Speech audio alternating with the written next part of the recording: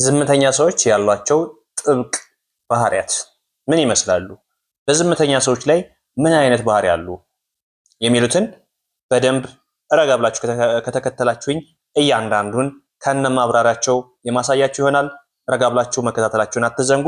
ሰላም ጤና ይስጥልኝ። የተወደዳችሁ የናይል አካዳሚ ቤተሰቦች እንዴት ናችሁ? በያላችሁበት የዓለም ዳርቻ ሰላማችሁ ይብዛልኝ። ይህ ናይል አካዳሚ ነው። የዚህ ቻናል አዲስ ሆናችሁ ሰብስክራይብ በማድረግ ጀምሩ። ነባር ቤተሰቦቻችን ለሌሎች በሚገባ ሼር እያደረጋችሁ አዳርሱልኝ። አዲሶች ከሆናችሁ ደግሞ ሰብስክራይብ አድርጋችሁ ጀምሩ። ዛሬ የምናየው ደግሞ አማርኛ አጫጭር አረፍተ ነገር እንዴት እንጽፋለን፣ እንዴት እናነባለን፣ እንዲሁም ደግሞ በጣም ወሳኝ የሆኑ አስተማሪ የሆኑ ነገሮችን ነው የምናየው። ረጋ ብላችሁ እስከ መጨረሻው ለመከታተል ሞክሩ። በውስጥ መስመር አማርኛን ከመሰረቱ ከፊደላት ጀምራችሁ መማር የምትፈልጉ ካላችሁ፣ እንዲሁም ደግሞ ማንበብና መጻፍ እየተቸገራችሁ ያላችሁ፣ አሊያም ደግሞ መጻፍ እየተቸገራችሁ ማንበብን በተወሰነ እየሞከራችሁ ያላችሁ ልጆችም በበለጠ በአጭር ጊዜ ብቻ በደንብ አቀላጥፋችሁ እንድጽፉና እንድታነቡ እያደረግን ነው የምንገኘው። ባላችሁበት ሆናችሁ በኦንላይን እጃችሁ ላይ በሚገኝ ስልክ ብቻ በቀጥታ በመደወል የምታገኙ ነው የሚሆነው። በኦንላይን በሳምንት 5 ቀን ከሰኞ እስከ ዓርብ እያስተማርን ነው የምንገኘው። እዚህ ጋር በማስቀምጥላችሁ ስልክ በቀጥታ መደወል በኢሞ፣ ዋትስአፕ፣ በቴሌግራም የምታገኙ ነው የሚሆነው። አሁን ቀጥታ ወደ ትምህርቱ ነው የሚሄደው። ረጋ ብላችሁ ለመከታተል ሞክሩ። እነዚህ አጫጭር አረፍተ ነገሮች ናቸው። ነገር ግን በውስጣቸው ደግሞ የሚያስተላልፉት መልእክት በጣም ትልቅና ወሳኝ የሆነ መልእክት ነው ማለት ነው። ዝምተኛ ሰዎች ያሏቸው ጥልቅ ባህሪያት ምን ይመስላሉ የሚሉትን አብረን እናያለን። አንድ ዝምተኛ ሰው ምን አይነት ባህሪ ሊኖረው ይችላል? ይህ ባህሪውስ ይጠቅመዋል ወይስ ይጎዳዋል የሚለውንም አብረን እናያለን። አንደኛ፣ ዝምተኛ ሰዎች ጥበበኛና አስተዋዮች ናቸው። ምክንያቱም ዝም ባላችሁ ቁጥር ራሳችሁን ታዳምጣላችሁ። ዝም ባላችሁ ቁጥር ሐሳባችሁን ትሰበስባላችሁ። ዝም ባላችሁ ቁጥር ታስተውላላችሁ። ዝም ባላችሁ ቁጥር ጥበብን በአጭር ጊዜ መረዳትና ማስተዋል ትችላላችሁ ማለት ነው። ስለዚህ ዝምተኛ ሰዎች አንደኛ የመጀመሪያቸው ባህሪ ምንድነው? አስተዋዮችና ጥበበኞች ናቸው። እዩአቸው በደንብ። የምር ዝምተኛ የሆኑ ሰዎችን ካወቃችሁ ወይም ትክክለኛ ዝምተኛ ሰዎች የሚባሉትን ሰዎች ብታዩአቸው፣ በትኩረት ብትከተሏቸው የምታገኙት ባህሪ ይሄ ነው። አስተዋዮች ናቸው፣ ጥበበኞች ናቸው። ይሄ የመጀመሪያው ባህሪያቸው ነው።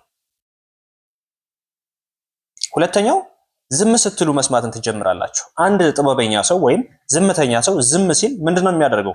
መስማትን ይጀምራል። እየሰማ ነው ወይም እያዳመጠ ነው ማለት ነው። እያዳመጠ ነው። እናንተ ሞክሩት እስኪ። ከነዚህ መሃል አንዱ ባህሪ ለእናንተ ሊሆን ስለሚችል ዝም በሉ እስኪ። የሆነ ጊዜ ላይ ጸጥ በሉ። ስትጮሁ ነው የምታዳምጡ ወይስ ዝም ስትሉ ነው? ዝም ስትሉ ታዳምጣላችሁ።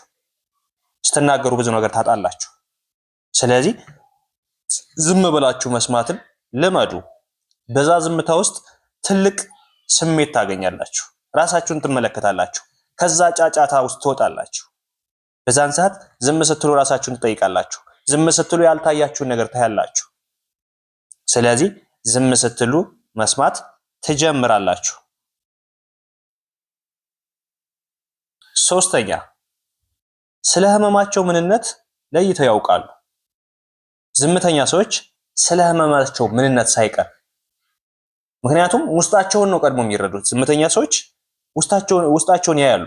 የቱ ጋር ነው ያመመኝ? ያመመኝ ምንድን ነው? እስከ መድኃኒቱ ድረስ ያውቃሉ። የሚገርማችሁ የዛ ህመም መድኃኒት ሊሆን የሚችለውን ነገር ሁሉ ይገምታሉ።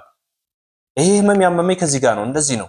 የዚህ ህመምስ መፍትሄው ምን ሊሆን ይችላል የሚለውን አብዛኞቹ ዝምተኛ ሰዎች፣ ትክክለኛ ዝምተኛ ሰዎች ስለ ህመማቸውና ስለ መድኃኒቱ ሁሉ ይረዳሉ። በምን መድኃኒት እንዳለባቸው ያውቃሉ። አንድ ሰው ዝም ሲል የሆነ ህመም ከተሰማው ያን ህመሙን በየትኛው መንገድ ሄዶ መፈወስ እንደሚችል ያውቃል ማለት ነው። ስለዚህ ይሄ ሶስተኛው የዝምተኛ ባህሪ ነው። ሶስተኛ የዝምተኛ ሰው ጥልቅ ባህሪ ነው። አራተኛ፣ መንፈሳዊዎችና ፈላስፎች ናቸው። አጥብቀው መንፈሳዊ ናቸው፣ እንዲሁም ደግሞ ፈላስፋዎች ናቸው። ባይዘይ በደንብ ትኩር ብላችሁ ተመልክታችሁ ከሆነ ዝምተኛ ሰዎችን ተከተሏቸው። እናንተ ዝምተኛ ከሆናችሁ ራሳችሁን ፈትሹ። እኔ ዝም ብዬ በውስጥ የምሰራው ነገር ምንድነው ብላችሁ ራሳችሁን መጠየቅ ትችላላችሁ። ከዛ ውጭ ደግሞ ዝምተኛ ሰዎችን በደንብ ተመልከቷቸው። ምን አይነት ስራ እንደሚሰሩ ብታዩአቸው፣ አብዛኞቹ ዝምተኛ ሰዎች ወደ መንፈሳዊ ህይወታቸው ያጋደሉ ናቸው። እንዲሁም ደግሞ ፈላስፎች ናቸው፣ ጥበበኞች ናቸው። አብዛኞቹን ብታዩአቸው ምንድነው የሚባለው? ዕውቀት ያለው ዛፍ ራሱን ዝቅ ያደርጋል እነዚህም አብዛኞቹ ሰዎቹ ራሳቸውን ዝቅ ያደረጉና እውቀት ያላቸው ዝምተኛ ሰዎች ናቸው። አምስተኛ ዝምተኛ ሰዎች የፈጠራ ስራዎች አሏቸው።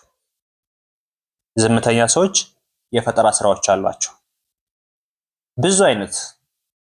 ምክንያቱም እነሱ ዝም ብለው የሚያስቡት ነገር አለ። ስላልተናገሩ መስራት አይችሉም ማለት አይደለም። ነገር ግን እነሱ ዝም ባሉበት ሰዓት በውስጣቸው ብዙ የቤት ስራ እየሰሩ ነው። በዛን ሰዓት ብዙ የቤት ስራ በሚሰሩበት ሰዓት የፈጠራ ስራ የመስራት አቅም አላቸው። ምክንያቱም አእምሯቸው ከስራና ከእውነታው ዓለም ጋር የተያያዘ ስለሚሆን በዛን ሰዓት ዝም ብለው በሚያስቡትና በሚራቀቁበት ጊዜ ብዙ አይነት ነገሮችን የመስራት አቅም አላቸው ማለት ነው። አንድ ሰው ተናጋሪ ሲሆንና ዝምተኛ ሲሆን የትኛውን ነው የሆነ ነገር በጥበብ መመልከት የሚችለው? ተናጋሪ ከሆነ ዛም እንለፈልፋለን ያምን እንላለን። ከመሃል ውስጥ ስናየው ግን ውስጣችን ላይ ምንም አዲስ ነገር የለም። ዝምተኛ ሰዎች ግን አያወሩም። ሳያወሩ ግን ከውስጣቸው የሚሰሩት የቤት ስራ አለ። ያን የቤት ስራቸውን ግን በተግባር ነው ማሳየት የሚፈልጉት። እንደማንኛውም ሰው በወሬ ሳይሆን በተግባር ያሳያሉ። ስለዚህ ዝምተኛ ሰዎች የራሳቸው የሆነ የፈጠራ ስራ አላቸው። ስድስተኛ ዝምታ ከጩኸት በላይ ትልቅ መልእክት ያስተላልፋል። አይታችሁ ከሆነ ብዙዎቹ ዝምተኛ ሰዎች ነገሮችን በዝምታ ያልፏቸዋል። ነገር ግን ደግሞ አንድ ሰው ጸጥ ሲለን ምን ያህል ነው የምንፈራው? እስኪ ራሳችሁን ጠይቁ። አንድ ሰው ስተዋር ቆይታችሁ አሊያም ደግሞ እንዲሁ በቀላሉ የሚያወራችሁ ሰው የሆነ ቀን ላይ ጸጥ ቢላችሁ ከሚናገራችሁ በላይ የምትጨነቁ ዝምታው ነው። በዝምታው ነው የምትጨነቁት። ራሳችሁን ጠይቁት እስኪ። አንድ ሰው ለምሳሌ አብሯችሁ የሚኖር ጓደኛ ሊሆን ይችላል፣ ቤተሰብ ሊሆን ይችላል፣ የሆነ ነገር ሊሆን ይችላል። የሆነ ነገር አጥፍታችሁ ወዲያውኑ ሲናገራችሁ ነው እናንተ የሆነ ነገር የሚሰማችሁ ወይስ ጸጥ ሲላችሁ ነው? እስኪ ይችን መልሱልኝ። ይሄ የሁሉም ባህሪ ስለሆነ አብዛኛው ሰው ላይም ሊከሰት ስለሚችል እኔ እንደራሴ አንድ ሰው ተናግሮኝ የሆነ ነገር ቢለኝ ምንም አይመስለኝ። ነገር ግን ዝም ካላይ ጸጥ ካላይ በውስጡ በጣም ትልቅ ነገር እንዳለ እረዳለሁ። ዝምታ ማለት ይሄ ነው። ዝምታ ከጩኸት በላይ ትልቅ መልእክት ያስተላልፋል ማለት ይሄ ነው። የሆነ ነገር አጥፍቼ የሆነ ብትጮህብኝ እንደ ተራ ነገር አልፌ ልሄድ ይችላል ወይም አልፌሽ ልሄድ ይችላል። ግን እኔ ያጠፋሁትን አውቄ ዝም ብዬ አንተም ጸጥ የምትለይ ወይም እሷ ጸጥ የምትለይ ከሆነ ምንድን ነው ያጠፋሁት? ምንድን ነው ያደረጉት? ዝምታ ሰውን ራሱ እንዲጠይቅ ያደርገዋል። ባጭሩ አንድን ሰው በዝምታ ቀጣ ነው ማለት ራሱን እንዲፈልግ እያደረገው ነው። ራሱን እንዲያይ እያደረገው ነው። ራሱን የበለጠ እንዲፈትሽ እያደረገ ነው። ያንን ሰው ዝም አልነው ማለት ያ ሰው ለምንድን ዝም አለኝ ብሎ ራሱን ይጠይቃል። ከዛ ጀምሮ እስከ መጨረሻው ይሄዳል። ለምን? ያ ዝም ያለበት ምክንያት መጥፎ ስለሆነ ያ ሰው ዝም ያለበት መናገር አልችል ብሎ በዝምታ እየቀጣው ነው። በዝምታ አንድን ሰው ስትቀጡት ደግሞ ያ ሰው ደግሞ ምንድነው የሚያየው? ራሱን ይመለከታል። ጥፋቴ ምንድነው? ምን አድርጌው ነው? ምን ሰርቻት ነው? ለምን ጸጥ አለችኝ? ለምን አታወራኝም? በጣም ብዙ አይነት ጥያቄ ነው የሚያስነሳው። ዝምታ በጣም ትልቅ ጥያቄ ያስነሳል። ስለዚህ ዝምታ ከጩኸት በላይ ትልቅ መልእክት አለው ማለት ይሄ ነው። ሌላው የመጨረሻው ደግሞ የትም ቢሄዱ እንደዋቂ ይታያሉ። ዝምተኛ ሰዎች የትም ቢሄዱ እንደዋቂ ይታያሉ። ለምን? እንደዋቂ የሚታዩበት ዋናው ነገር ምን እንደሆነ ገብቷቸዋል። የትኛውን ቦታ ላይ ሄዳችሁ ጸጥ የምትሉ ከሆነ ማንኛውም ሰው እንደፈለገ ዘሎ እናንተን ያወራል። ማንኛውም ሰው እንደፈለገ ዘሎ እናንተን አይዘልፍም። ለምን? በንግግራችሁ በዝምታችሁ መሃል ያመቃችሁትን ማንነታችሁን አያውቅም። ነገር ግን እንደፈለግነ ካገኘነው ሰው ጋር የምናወራ ምናምን መንቀለድ ከሆነ ያ ሰው ማንነታችን ተረዳ፣ ቀላጅ ነን፣ የሆነ ነገር ነን፣ ያወራናል፣ እንደፈለገ ይናገረናል ምናምን። ኢቭን በጣም ትልልቅ ሰዎች የምትሏቸው ራሱ በጣም ትልልቅ ሰዎች የሚባሉ ሰዎች ጋር እንደዛ አይነት ነገሮች ሲከሰቱ ብዙ ሰው ይፈራል። ይሄ ሰው ምን ሊሆን ይችላል? ምን አይነት ሰው ሊሆን ይችላል? ምክንያቱም አንዳንድ ሰው በንግግሩ እንለካዋለን። ስለዚህ ተናግረን ከሆነ አይ እንደዛ አይነት ሰው እኮ ነው ብለን መረዳት እንችላለን። ዝም ካለ ግን በጣም አስጨናቂ ነው የሚሆነው። አንዳንድ አይታችሁት ከሆነ ብዙ ሰዎች እንደዛ አይነት የዝምተኛ ባህሪ ያላቸው ሰዎች የሆነ ስብሰባ ላይ እንኳን ቁጭ ብለው በንግግራቸው መሃል ጸጥ ይላሉ። ያ ጸጥ የሚሉበት ዋናው ባህሪ ምንድነው? አንድን ሰው በውስጡ ላይ ምን አይነት ጥያቄ እንዲፈጥር የሆነ ነገር ጥያቄ የመፍጠር ለምንድን ነው ጸጥ ያለው ብሎ ያ ተሰብሳቢ ህዝብ ጥያቄ እንዲያስነሳበት ነው። ሲያወራ ቆይቶ ጸጥ ካለ ምን ተሰማው? ምን ሆነ? ለምንድን ነው ዝም ያለው ብሎ ሰው ራሱን እንዲመለከት። አንዳንዴ አይታችሁ ከሆነ ወይ ስብሰባ ላይ ወይም ደግሞ አንድ የሆነ ሰፊ አዳራሽ ላይ እያስተማሩ ጸጥ ሲሉ እነዛ አስተማሪዎች ያ የሚያወራው ማህበረሰብ ሁሉ ጸጥ ይላል። ለምንድን ነው ጸጥ የሚለው? ዝም ሲሉ አይ እኛ የሆነ ያጠፋነው ነገር አለ ብሎ ራሱን ይመለከታል ሁሉም ሰው። የዛኔ ያ ነገር በዝምታ ተስተካከለ። አያችሁ፣ በዝምታ ብቻ ነገሮችን ማስተካከል ይቻላል።